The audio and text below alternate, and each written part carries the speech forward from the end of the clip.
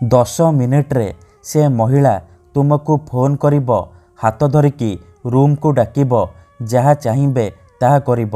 କେବଳ ବିଛଣାରେ ଶୋଇକି ପଢ଼ି ଦିଅନ୍ତୁ ଏହି ଗୋଟିଏ ମନ୍ତ୍ର। ଆଜ୍ଞା ହଁ, ଆଜିର ଏହି ଭିଡ଼ିଓଟିରେ ମୁଁ ଆପଣଙ୍କୁ ଶିଖେଇବି ଦୁନିଆର ସବୁଠାରୁ ମହାଶକ୍ତିଶାଳୀ ବଶୀକରଣ ମନ୍ତ୍ର। ଏହି ମନ୍ତ୍ରକୁ ଯଦି ଆପଣ ବିଛଣାରେ ଶୋଇକି ପଢ଼ିଦେବେ 10 ମିନିଟ୍ରେ ପ୍ରଭାବ ପଡ଼ିବା ଆରମ୍ଭ ହୋଇଯିବ। ବାଧ୍ୟ ହେବ ସେ ମହିଳା ତୁମ ପାଖକୁ ଆସିବା ପାଇଁ, ତୁମର ସବୁ ଇଚ୍ଛା ପୂରଣ କରିବା ପାଇଁ। କେବଳ ରାତିରେ ଶୋଇବା ପୂର୍ବରୁ ବିଛଣାରେ ଶୋଇକି ଏହି ଗୋଟିଏ ମନ୍ତ୍ରକୁ ପଢ଼ିବାର ଅଛି। ତାପରେ ଦେଖିବେ ଚମତ୍କାର, କିପରି ସେ ମହିଳା ନିଜେ ତୁମ ପାଖକୁ ଆସିବ, ଯାହା ଚାହିଁବେ ତାହା କରିବ। ଏହି ମନ୍ତ୍ର ଏତେ ଶକ୍ତିଶାଳୀ କି 10 ମିନିଟ୍ରେ ପ୍ରଭାବ ପକାଇଥାଏ। ସେ ମହିଳା ସେହି ସମୟଠାରୁ ଆପଣଙ୍କ ଆଡ଼କୁ ଆକର୍ଷିତ ହେବାକୁ ଲାଗିବ। ଯେପର୍ଯ୍ୟନ୍ତ ଆପଣଙ୍କ ପାଖକୁ ଆସିନି, ଆପଣଙ୍କ ସହିତ ସମ୍ପର୍କ ରଖିନି, ସେ ଖାଲି ଛଟପଟ ହେବ। ହଁ ଫ୍ରେଣ୍ଡସ୍, ଯଦି ଆପଣ ସୁନ୍ଦରୀରୁ ସୁନ୍ଦରୀ ଝିଅକୁ ପଟେଇବାକୁ ଚାହୁଁଛନ୍ତି, ପଡ଼ିଶା ଘର ସୁନ୍ଦରୀ ଭାଉଜକୁ ପଟେଇବାକୁ ଚାହୁଁଛନ୍ତି, ତାଠାରୁ ନିଜର ମନ ମୁତାବକ କାମ ହାସଲ କରିବାକୁ ଚାହୁଁଛନ୍ତି, ତେବେ ମୋ କଥା ମାନି ଆଜି ଏହି ବଶୀକରଣ କରିକି ଦେଖନ୍ତୁ। କାରଣ ଆଜିର ଏହି ଭିଡ଼ିଓଟିରେ ମୁଁ ଆପଣଙ୍କୁ ଶିଖେଇବି ସବୁଠାରୁ ସହଜ କିନ୍ତୁ ମହାଶକ୍ତିଶାଳୀ ବଶୀକରଣ ମନ୍ତ୍ର। ଏହି ମନ୍ତ୍ରକୁ ଯଦି ଆପଣ ରାତିରେ ଶୋଇବା ପୂର୍ବରୁ ବିଛଣାରେ ଶୋଇକି ପଢ଼ିଦେବେ, ଗ୍ୟାରେଣ୍ଟି ଦେଉଛି, ତାପରେ ଦେଖିବେ କିପରି ସେ ଝିଅ ବା ମହିଳା ମାତ୍ର 10 ମିନିଟ୍ରେ ତୁମକୁ ଫୋନ୍ କରିବ, ଘରକୁ ଡାକିବ, ଯାହା ଚାହିଁବେ ତାହା କରିବ। ନମସ୍କାର ଫ୍ରେଣ୍ଡସ୍, ଓଡ଼ିଆ ଫଣ୍ଡା ଚ୍ୟାନେଲକୁ ଆପଣମାନଙ୍କୁ ସ୍ୱାଗତ। ଯଦି ଆପଣ ଯେତେ ଚେଷ୍ଟା କରି ମଧ୍ୟ ସେ ଝିଅ ବା ଭାଉଜକୁ ପଟେଇ ପାରୁନାହାନ୍ତି, ତେବେ ଆଜିର ଏହି ଭିଡ଼ିଓଟି ଆପଣଙ୍କର ଇଚ୍ଛାକୁ ପୂରଣ କରିବ।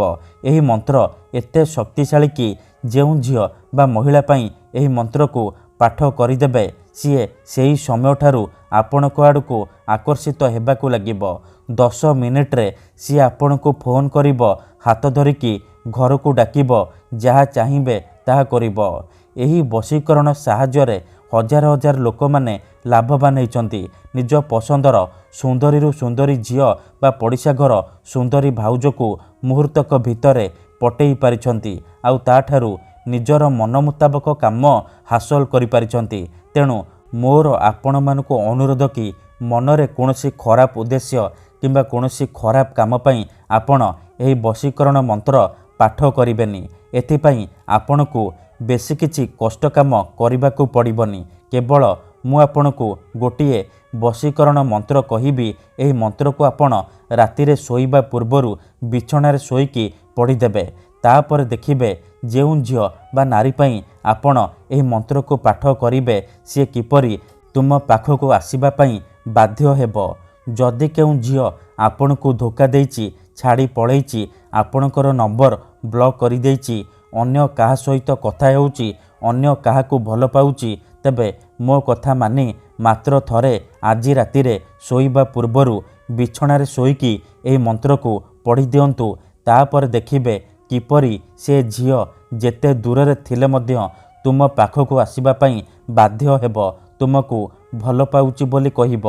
ଏହି ବଶୀକରଣ ସାହାଯ୍ୟରେ ଆପଣ ଶାଶୁ, ନଣନ୍ଦ, ଦିଅର, ଭାଉଜ କାହାକୁ ବି ନିଜ ବଶରେ କରିପାରିବେ। ତାଠାରୁ ନିଜର ମନ ମୁତାବକ କାମ ହାସଲ କରିପାରିବେ।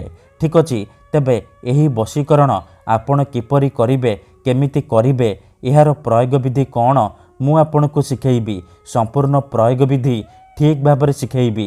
ଜାଣିବା ପାଇଁ ଭିଡ଼ିଓଟିକୁ ମୂଳରୁ ଶେଷ ପର୍ଯ୍ୟନ୍ତ ପୁରା ଧ୍ୟାନ ସହିତ ଦେଖନ୍ତୁ।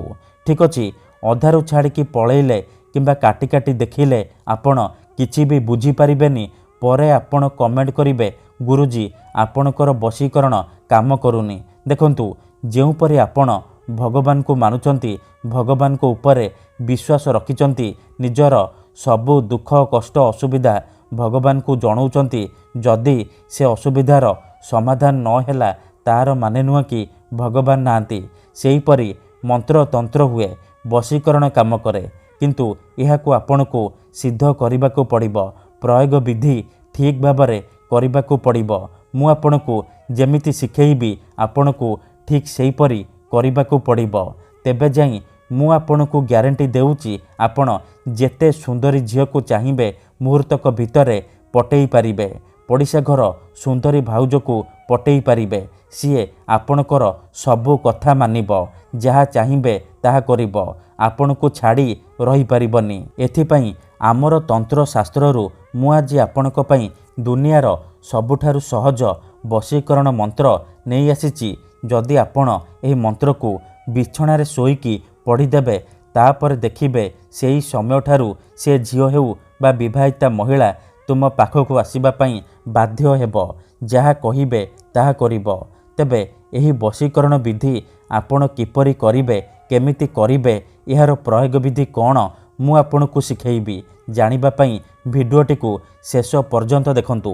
ବିଧିଟି ଜାଣିବା ପୂର୍ବରୁ ଯଦି ଆପଣ ଆମ ଚ୍ୟାନେଲକୁ ପ୍ରଥମ ଥର ଆସିଛନ୍ତି, ତେବେ ଦୟାକରି ଚ୍ୟାନେଲକୁ ସବସ୍କ୍ରାଇବ୍ କରି ପାଖରେ ଥିବା ବେଲ୍ ଆଇକନ୍କୁ ମଧ୍ୟ ଦବାଇ ଦିଅନ୍ତୁ, ଯାହାଦ୍ୱାରା ଆମେ ଯେଉଁ ବି ଭିଡ଼ିଓ ଅପଲୋଡ଼ କରିବୁ ସର୍ବପ୍ରଥମେ ଆପଣ ଦେଖିପାରିବେ ଆଉ ତା'ର ଲାଭ ପାଇପାରିବେ। ଯଦି ଆପଣ ଏହି ବଶୀକରଣ କରିବାକୁ ଚାହୁଁଛନ୍ତି, ସେ ଝିଅ ବା ବିବାହିତା ମହିଳାକୁ ପଟେଇବାକୁ ଚାହୁଁଛନ୍ତି, ତାଠାରୁ ନିଜର ମନ ମୁତାବକ କାମ ହାସଲ କରିବାକୁ ଚାହୁଁଛନ୍ତି, ତେଣୁ ମୋର ଆପଣମାନଙ୍କୁ ଅନୁରୋଧ କି ଆପଣ ଭିଡ଼ିଓଟିକୁ ଧ୍ୟାନ ସହିତ ମୂଳରୁ ଶେଷ ପର୍ଯ୍ୟନ୍ତ ଦେଖିବେ। ମନେ ରଖନ୍ତୁ, ଏହି ବଶୀକରଣ ବିଧିକୁ ଆପଣ କେଉଁ ବି ବାରରେ କରିପାରିବେ, କିନ୍ତୁ ଯେବେ ବି କରିବେ ରାତିରେ ଶୋଇବା ପୂର୍ବରୁ କରିବେ। ବିଧି କରିବା ପୂର୍ବରୁ ଭଲ ଭାବରେ ହାତ ଗୋଡ଼ ଧୋଇକି ସଫା ବସ୍ତ୍ର ପିନ୍ଧିକି ଏହି ବଶୀକରଣ ଆରମ୍ଭ କରିବେ। ସେ ଝିଅ ବା ମହିଳାକୁ ମନେ ମନେ ଭାବିକି ଏହି ବଶୀକରଣ ଆରମ୍ଭ କରିବେ। ପ୍ରଥମେ ଆପଣ କ'ଣ କରିବେ, ଭଲ ଭାବରେ ହାତ ଗୋଡ଼ ଧୋଇକି ନିଜର ଶୋଇବା ସେଜ ଉପରେ ବା ବିଛଣା ଉପରେ ବସି ପଡ଼ିବେ।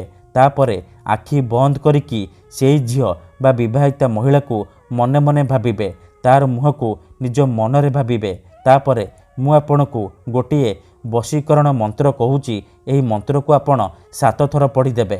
ଓମ୍ ନମଃ କାମାକ୍ଷା ଦେବୀ ଆମୁକଂ ମେ ବଶ୍ୟମ୍ କୁରୁ କୁରୁ ଫଟ୍ ସ୍ୱାହା। ଏହି ମନ୍ତ୍ରକୁ ଆପଣ ମାତ୍ର 7 ଥର ପଢ଼ିଦେବେ। ଆମୁକଂ ଜାଗାରେ ସେଇ ଝିଅ ବା ମହିଳାର ନାମ କହିବେ, ଯାହାକୁ ଆପଣ ନିଜ ବଶରେ କରିବାକୁ ଚାହୁଁଛନ୍ତି। ତାପରେ କ'ଣ କରିବେ, ପବନରେ ଗୋଟିଏ ଥର ଫୁଙ୍କିଦେବେ।